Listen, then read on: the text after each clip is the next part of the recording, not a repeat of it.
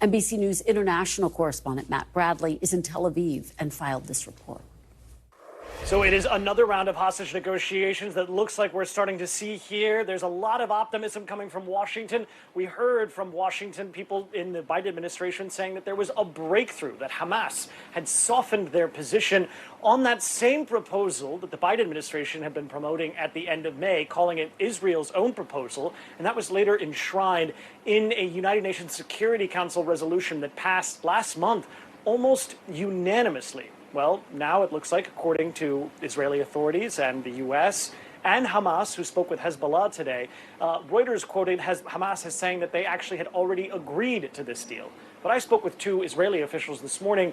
They said that we should temper our optimism, and they said specifically that this wasn't a breakthrough, that this is actually the beginning of a process that could last for several weeks. Now, if there is a deal, that would be a massive breakthrough. It could free those remaining hostages in the Gaza Strip. There are thought to be about 120 of them.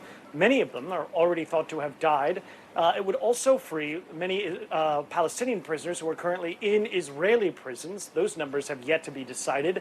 And it would also, perhaps most crucially to the entire world who's been watching this situation, bring a measure of peace to the fighting in the Gaza Strip.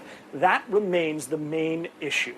Hamas has said from the beginning they will not agree to any hostage negotiation deal that doesn't include a permanent ceasefire in the Gaza Strip and a full withdrawal of Israeli troops. The Israelis, particularly led by Benjamin Netanyahu, the prime minister, have said that they will not compromise on their intention of totally destroying Hamas and its military capabilities. They will not leave until Hamas is completely destroyed.